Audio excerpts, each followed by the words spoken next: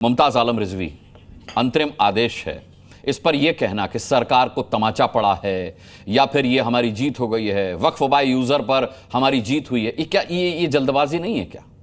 मेरे को जीत से कोई गुरेज नहीं है, मैं भी ढोल बजाऊंगा, लेकिन क्या ये जल्दबाजी नहीं है? देखिए अनुराग भाई, सरकार जिस तरह से फैसले लेती है, बात सिर्फ वक्फ पर नहीं है अमेंडमेंट कानून की, बल्कि 3 कृषि कानून पर सरकार क्या मुंह की नहीं खाई। सरकार को वापस नहीं लेना पड़ा, ले लिया ना वापस, जीएसटी ले लिया ना। जीएसटी में इतनी तरमीम के बावजूद आज सरकार जो है वो बैकफायर। किसके आदेश पर लिया कानून? नहीं बैकफायर। 3 कानून सरकार ने किसके आदेश पर वापस लिए?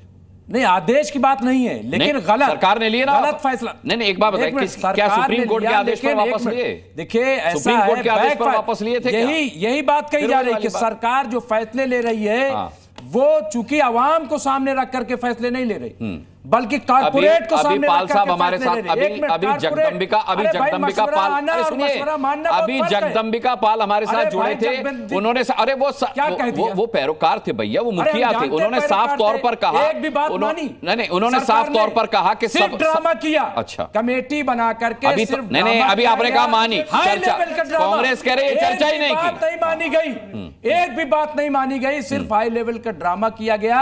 और अगर बात सरकार मान लेती तो आज जो सुप्रीम कोर्ट से फैसला आया, जो स्टे लगा कुछ चीजों पे, कुछ जो अहम थे वो न लगता।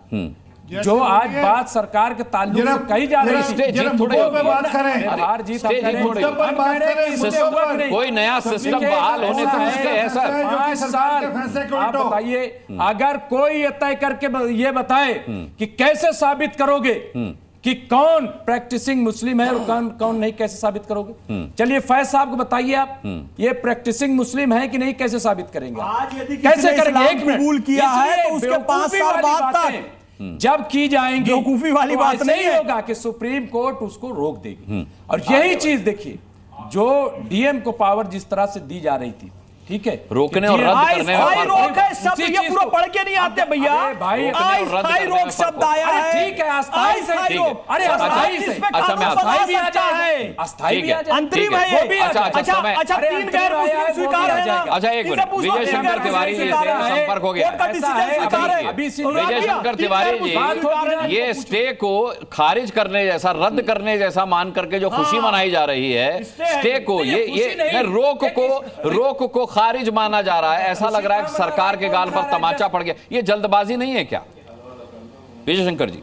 देखो, ये अंतरिम आदेश है, अंतरिम आदेश है, और ऐसे में सुप्रीम कोर्ट के लिए कोई वक्तव्य देना, कुछ बोलना मुझे लगता है उचित नहीं है। लेकिन मैं एक बात शुभ्रांशु राय जी की बात करता हूँ। शुभ्रांशु राय जी बार बार कह रहे थे आजकल हिंदू मुस्लिम हो रहा है, तो ये बिल्कुल ठीक कह रहे थे कि आज हिंदू भी अपनी बात कर रहा है और मुस्लिम भी अपनी बात कर रहा है। लेकिन कांग्रेस के समय हिंदू बात नहीं कर सकता था, हिंदू आगे नहीं बढ़ सकता था, केवल मुस्लिम की बात होती थी। और चाहे नेहरू जी का विषय हो, चाहे इंदिरा जी का विषय हो, चाहे राजीव जी का विषय हो, चाहे मनमोहन जी का विषय हो, सब जगह केवल मुस्लिम की बात होती थी, हिंदू की बात नहीं होती थी। और 2014 में ये जो चुनाव हुए उसके पहले कांग्रेस ने जो वक्फ बोर्ड का बिल लाया था, जो एक ट्रिब्यूनल बनाया था जिसमें असीमित शक्तियां दे दी थी, आप जिस जमीन पर हाथ रखोगे वो वक्फ की हो जाएगी, ये सारा सवाल वहीं से तो उठा था, वहीं से तो सारी समस्या उठी थी। यानी तमिलनाडु हो, गुजरात हो, सरकारी जमीन हो, मंदिर की जमीन हो, किसी का अपनी जमीन हो, सब वक्फ बोर्ड में चली गई। ठीक है, मैं विजय शंकर तिवारी चाहूंगा, 2 बार आपके पास आया लेकिन संपर्क नहीं हो पाया था, समय मेरे पास कम है।